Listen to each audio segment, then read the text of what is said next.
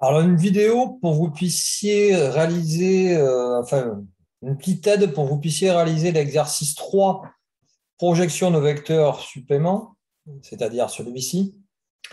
Alors, vous regardez la vidéo uniquement si vous êtes bloqué, évidemment. Alors, deux aides. Une première aide pour pouvoir réaliser la question 3.1, c'est-à-dire exprimer les trois forces dans les deux bases considérées, c'est-à-dire OXY, celle-ci, et OX'Y'. C'est-à-dire déterminer les composantes des trois vecteurs force dans ces deux repères-là, et donc exprimer ces trois vecteurs force dans ces deux repères différents. J'ai refait le schéma ici. Alors, on retrouve la force P qui va correspondre au poids ici dans cette situation, la force N qui va correspondre à la réaction du support. Bon, peu importe la signification des forces, là, on ne se concentre pas dessus. Notez bien que le vecteur n il est perpendiculaire au plan incliné. Le vecteur t qui correspondrait à une force de frottement. Remarquez que le vecteur p il est perpendiculaire à l'horizontale qui est représentée par cet axe-là. Alors, la difficulté ici, c'est de trouver les angles et les triangles rectangles. Alors, la meilleure idée que vous puissiez avoir ici, c'est de prolonger dans un premier temps l'axe des repères. Donc, je me concentre. Je vais d'abord projeter. Je suis en vert là. Je vais d'abord projeter dans le repère EXY. Regardez, pour m'aider, j'ai translaté le repère EXY, je l'ai translaté, il était ici, je l'ai translaté ici. Je prolonge les axes des deux côtés. Voilà. Pensez à faire ça. Alors, le vecteur P dans ce repère-là, pas trop de difficulté. Le vecteur N, alors, je fais la projection. Voilà, je ne vais pas tout faire, hein. J'ai un angle droit. Maintenant, dans ce triangle rectangle, est-ce qu'il y a un angle que je connais? Ah, vous allez me dire, j'ai qu'un angle ici sur la figure, l'angle alpha. Bon, il n'est pas orienté. Bon, déjà, c'est un point positif. Alors, l'angle alpha, alors attention, il ne faut pas se fier aux valeurs des angles, parce que déjà, là, le schéma, je l'ai fait à main levée. Donc, il ne faut pas regarder la valeur de l'angle et dire, ouais, mais l'angle, j'ai l'impression qu'ici, ça correspond à peu près à celui-ci, donc c'est l'angle alpha. Non, ce n'est pas la bonne méthode. La bonne méthode, c'est d'utiliser les règles géométriques, de géométrie simple. Alors, en fait, il y a une règle simple. En fait, vous avez l'angle alpha, il est déterminé par deux droites là. Ces deux droites là. L'angle alpha, il est là. Quand vous prenez deux autres droites, une qui est perpendiculaire à la première droite qui définit l'angle alpha, et vous en prenez une deuxième perpendiculaire à la deuxième droite qui définit l'angle alpha, et bien ici, vous avez l'angle alpha, ça se démontre mathématiquement assez simplement. On le retrouve ici. Ah, ça, c'est extrêmement important. Retenez-le bien. Là, la démonstration mathématique, je ne vous la fais pas. Pas besoin de la connaître.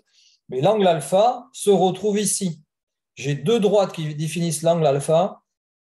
À partir de ces deux droites, j'en reprends une perpendiculaire à la première, une autre perpendiculaire à la deuxième. Et l'angle alpha se retrouve impérativement ici. Voilà. Donc, en fait, l'angle alpha, si vous avez bien suivi, il est là. Il est également ici. Voilà. Utilisez ça. C'est ça que vous allez devoir utiliser pour les projections de vecteurs, que ce soit dans OXY ou OX'Y'. Première aide pour la projection de vecteurs. Ensuite, pour les questions 3.2, 3.3.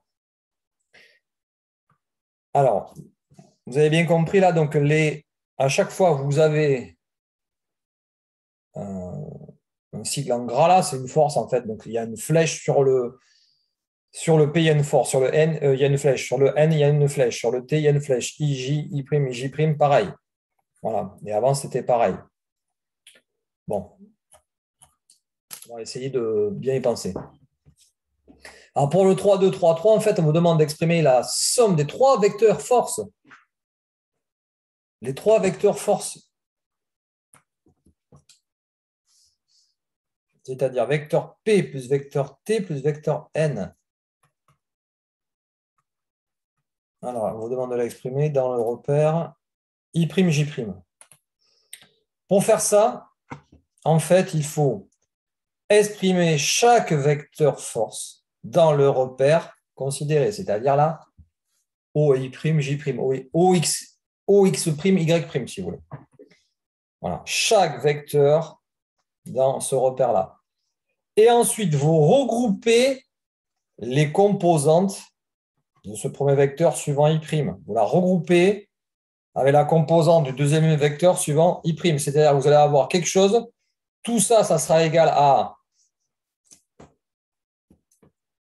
entre parenthèses, toutes les composantes des trois vecteurs vont se retrouver dans I', des trois, 1, 2, 3, plus les trois composantes des trois vecteurs par rapport au vecteur unitaire J'.